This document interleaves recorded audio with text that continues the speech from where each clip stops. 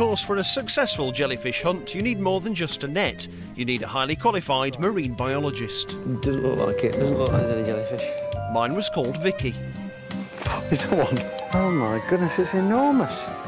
Now, this is a particularly big specimen. You can see, so these are the tentacles, and you can see under here this kind of white milky, that's the gonads underneath. The what? The reproductive organs. Okay. Do you want to pick one up? I've got some gloves. Yeah, okay. Flipping heck, it weighs a ton. They can weigh sort of up to 15 kilos. But this is upside down. Let me try and put it the right way up. Here we go. Oh dear, it feels really weird putting my fingers inside it. The handle. Oh. There we go. And there's all sorts of horrible, mucusy, weird drips coming out, some of which will undoubtedly have come from the gonads. So, put it back on its back. So, I mean, in terms of eating... From what I understand, these are the arms are the bit that are generally eaten in Asia. Right. They're the delicacy. So has there been an increase in sightings in this area then? Definitely, yeah. They're filling up fishermen's nets, or they're blocking power station water in. It's becoming a commercial problem and threatening an economic problem, which is why there's so much interest in them. Right, so we get it in here. Look at the flap on it there, look at that. Gosh. It's very heavy. Do you ever have to carry them off the beach yourself, or do you just come and... we don't normally take them off the beaches. I had myself the fish of the future. Thank you. It was time to give the people a taste of that future. I'm in North Devon. There's a surfing festival going to happen at the beach that's just over that side, and we've come down with this van. I'm going to prepare some jellyfish dishes to show people what a fishless future will taste like. Due to health and safety considerations, my fish and chip chefs were going to use some imported jellyfish from Hong Kong, not the one I'd scraped off the beach. That's the jellyfish that you just opened the packets of? That is, yeah. It looks right. It looks quite appetising, actually. Really? Yeah. And look at that, it's like some sort of serial killer's skinned his mother or something. It's like pieces, look at that, it's a piece of skin. If you wanted to make a skin suit, you could do a lot worse. For maximum credibility, my van had to be turned into a van of the future, using tin foil, and I into a man of the future.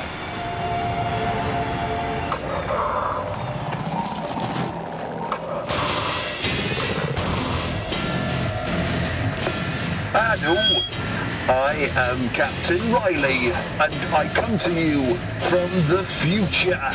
A future where man has taken the sea's bounty and eaten it all, leaving nothing behind except jellyfish. The seas are now thick with jellyfish, striking fear into the hearts of swimmers and surfers alike, who tremble at the sight of their watery heads and their stingy tendrils. Ladies, would you like to try the fish of the future? My name is Captain Riley, and I come from a future where all the fish have disappeared from the seas, leaving nothing behind except jellyfish. These jellyfish are available fully cooked this afternoon in Croydon, that grassy bank area there, from a LDV Sherpa covered in silver foil. Good, smashing. See what you think about it. It was time to do some cooking, 2048 style. These are the tentacle bits of the jellyfish, not the bell end of the jellyfish. This is like a tuna mayonnaise with sweet corn.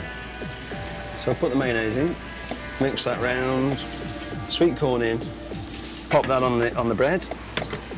Yeah, that's nice, it's looking good. Barbara, would you do it on this please? Thank you.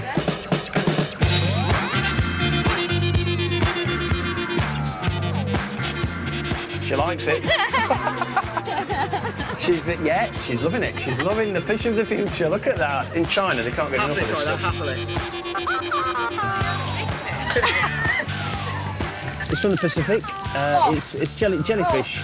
The point is, at some point in the future, there could be no more actual fish left in the sea. It'll be jellyfish or nothing. That's the worst case scenario. It's a chilling prospect. Pardon? No way of stopping it. Nah, it's fucked. that's not strictly true. There are ways of stopping the future being fishless. Willie at Greenpeace had a few ideas. What can I do, Willie, to avoid having to eat Sandy in about 30 or 40 years' time? Well, I think the thing is that what we need to do is we really need to change the fishing industry now to make sure that we have a reasonable fishing industry in the future. And that means we need to kind of give the fish a break. We need to fish less, we need to reduce the amount of fishing boats and fishermen that are out there trying to catch all the fish, and we need to waste less when we do it. But why are governments not doing that? It's quite simple. I mean, the things that would be protected, fish, starfish, jellyfish, corals, do not vote, fishermen do. With the future of the fish in the hands of the politicians, I still wasn't convinced that fish had that much of a future. Although I realised that I was onto a winner. Either we gave the fish a break by eating jellyfish, or we ran out of fish and ate jellyfish. And I also knew that jellyfish didn't have to taste disgusting. I'd found a way to make them to everyone's taste. Batter them. Right, now these look altogether more appetising. Go on. That's it. It's fine, it's just like eating normal fish, but salty. It's not that bad. Not that bad. That's not bad. Yeah? Is it better than cod? Yeah, do it. It's really salty. I'd say it would be, yeah. Yeah? No, have more.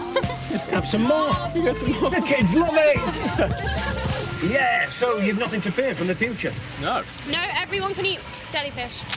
So there you go. We may have to learn to live in a fishless future.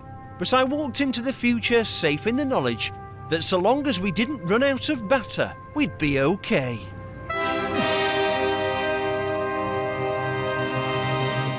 Fish finger sandwich, anybody?